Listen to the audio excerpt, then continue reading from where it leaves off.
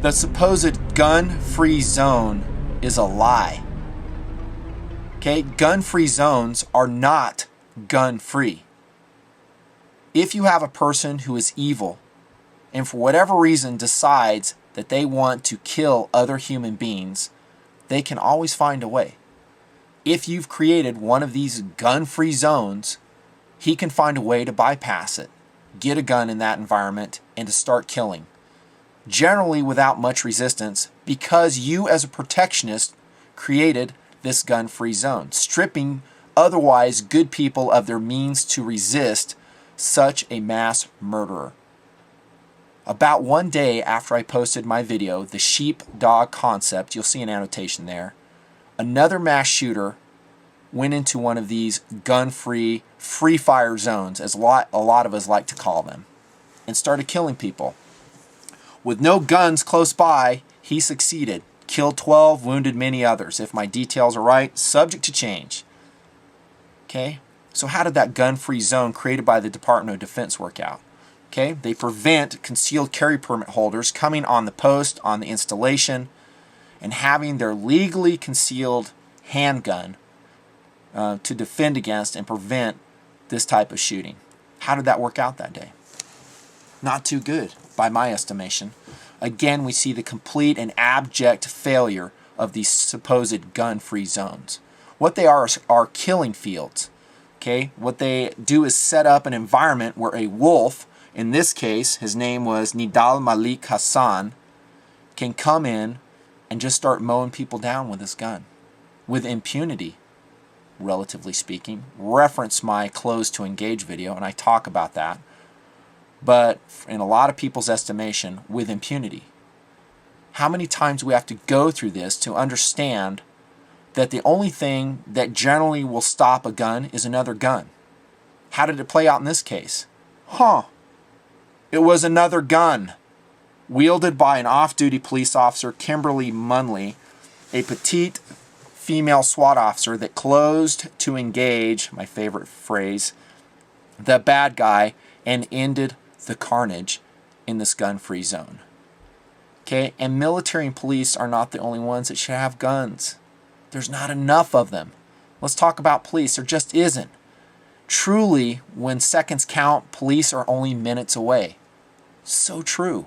What we need are our civilian sheepdogs, growing in number, mature, responsible, with their own unlock codes, which I discuss in Close to Engage, applying good judgment, but defending the public. Gun-free zones are broken. It's a broken concept. They're not going to go away. They're going to get worse. I predict that. The protectionist culture, much like I mentioned in my video, Dangerous Things, does not get it. Okay, they don't go back and regroup and say, you know, what we've done is not working. We created a free fire zone at Virginia Tech. In April 2007, actually, let's go back a little bit. Prior to the shooting at Virginia Tech, April 2007, Virginia Tech was lauded as a model for gun-free zones. One of the dudes, the spokespersons for Virginia Tech, Larry Hinker, if I'm saying his name right, and if I'm not, I don't care. He said this. After they said no guns are allowed on campus whatsoever, concealed carry permit holders, you are not allowed to come on campus with your weapons. And he lauded this as a victory for public safety by the following words. I'm sure the university community is appreciative of the General Assembly's action. This will help parents, students, and faculty feel safe on our campus. He created a gun-free zone, and they relished in their good feelings about how safe and warm and fuzzy the environment was, knowing that no guns could ever come on Virginia Tech until April 2007, when a wolf, for whatever reason, decided he was going to go out and killing people that day in the gun-free zone. Free fire zone, if you will. Seung Hui Cho. Again, if I mispronounce his name, don't care. Went out there, killed 32 people, wounded many more. Suffering from severe anxiety disorder. Who cares? I don't care what his motive is. I don't care if he's a terrorist. I don't care if he had a bad day. I don't care if he wasn't breastfed as a child. He's going out murdering people. Okay? Do we have time to, fix him in the head, and counsel him? No. He's already made the decision. He's going to take his own life, and he's going to take as many as he can with him. He is a wolf in the purest sense of the term, and he's out there in one of these gun-free zones, rocking and rolling. Refer, please, to my video, Close to Engage. Even in Virginia Tech, how nice would it have been if these people, instead of just cowering in the rooms, would have charged this guy and overwhelmed them with close combat tactics, or if nothing else, their bodies, just beating on this guy. Yeah, they would have got shot, a couple would have died, but they would have ended the carnage. Do not cower. You're just going to die. Charge the guy. Okay, gun-free zones, though, are a recipe for murder when you add in a wolf with murderous intentions. Okay, the only thing that can prevent the loss of life is the intervention of one of our good and faithful sheepdogs. Military, police, civilian, doesn't matter. They come from all walks of life, from all races, male, female. Just like I said in the sheepdog concept, it doesn't matter. They're heroes. They're selfless. They're willing to go forward and do the right thing. But dudes, when the protectionists, the liberals, create these free fire zones, it makes your life very complicated in engaging these bad guys. It might be a situation where you need to be a conscientious objector. Okay? You might have to make a decision, and again, this isn't legal advice, this is life advice, and you have to make the call on how you're going to employ it. From Nutnfancy. You might have to make the decision, I'm still carrying. I don't care what the law is, I'm going to carry, and I'm going to use it wisely, I'm going to use it with good judgment, I'm going to use it with maturity to save my fellow human beings. Good judgment is the foundation, dudes. You know that. Again, I talked about that in Close to Engage. You've got to make sure you're understanding the situation correctly. You've got to understand what the ramifications for you intervening will be. A lot of legal ramifications. You could get killed. But again, the sheepdog generally doesn't think about these things. What she thinks about is saving lives. These free fire zones created by these asinine laws will continue to kill people, just like they have in Fort Hood. It'll probably happen again. The reason I put these videos out is because I want to get the word out to my good people all over the world, not just in the United States, that your right first is, your right for self-defense is God-given. Okay, it's not given to you by your government. It is God-given. In the United States of America, that right is acknowledged in the Constitution. But it's not given by the Constitution. It's given to you by God. You have a right to defend yourself. Sheepdogs in their hearts, and I think correctly so, feel they have a right to defend others as well. They're not going to stand idly by while other people get murdered. They can't. They can't abide it, just like I said in the video. It doesn't sit well with them. They don't seek to protect themselves. The sheepdog doesn't run away from gunfire. He runs towards it. Not to be a hero, but to save lives. Okay, what are you going to run towards it with if you are in a free fire zone? One of these gun-free zones. That's up to you. And again, I talked about it in the other video, Close to Engage. A lot of people say, well, what to do? Stay politically active. Do everything in your power politically to get rid of these supposed gun-free zones. They are dangerous to society. They do not serve the public good. What they do is endanger the public good. Do not expect the protectionists to say that they were wrong. Hey, we made a mistake. Don't expect Virginia Tech to say, you know what, we're going to allow all guns on campus. In fact, they are still retaining their policy of no guns on campus. Amazingly. Okay? They don't go back and regroup and use common sense to reevaluate their legislative agenda. They will never do that. In fact, expect this. It's going to get worse. Okay? They're going to press onward and forward in their disarmament and protectionist agenda. What they're going to say is, we haven't gone far enough. Okay? Our gun-free zones aren't really gun-free. What we have to do is make sure nobody has guns. And we're actually going to do this by, sorry guys, it's for the greater good. We're going to outlaw guns completely. They'll do it incrementally, but that will be the eventual aim. Their touted objective will be for public safety. It's a lie. It's actually for the preservation of their political power, but that's another subject for another video.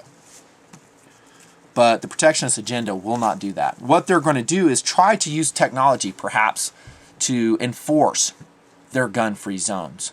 You know, metal detectors, magnetic anomaly detectors. Fight against that. Again, if someone has evil intents, they're willing to die in the process, they want to kill people, they will find a way to do it. Okay, they don't need a gun to do it. There's a dozen of other devices, if not more, that they can come up with to do what they're going to do. And I don't want to go into it because I don't want to give anybody any ideas. But an evildoer will find a way to destroy human life. I don't care what type of implements you put in there, what type of technology, they're all bypassable. You can all override them. They don't work. What does work is arming the good guys. So get rid of the gun-free zone and create a good guy zone that is heavily armed. You want to see these mass shootings stop? Do that. An armed society is a polite society. Do you think this Nidal Malik Hassan would have gone into a shooting club and done what he did? You know, somewhere where he knew there were a lot of guns ready to rock and roll against him, or whatever environment you want to say, you know, police station, whatever. Of course he wouldn't. He was a coward. He wanted the odds stacked in his favor. Okay, so he went to a free fire zone this day, or that day, he went to Fort Hood, which was just that, because DOD doesn't allow their good, NCOs and officers carry their weapons on base, and he accomplished his objectives. Okay, you want to put it into the shooting. Into the shootings, into the carnage. Get rid of these free fire zones. Legislatively, I don't see it happening. That doesn't mean I'm not going to do everything in my power politically to get rid of them. I join the NRA. I keep my membership current. I give generously to the NRA ILA, Institute for Legislative Action. You want to see an organization that fights the very fight we're talking about politically? It is the NRA. It is their legislative branch, the ILA. Okay, they go in and they fight the very battles I'm talking about politically, and they have a lot of clout. There's other great organizations. They're not the only one, but I will tell you they're the ones with the most clout, the most effectiveness on Capitol Hill. Gun Owners of America, another great organization.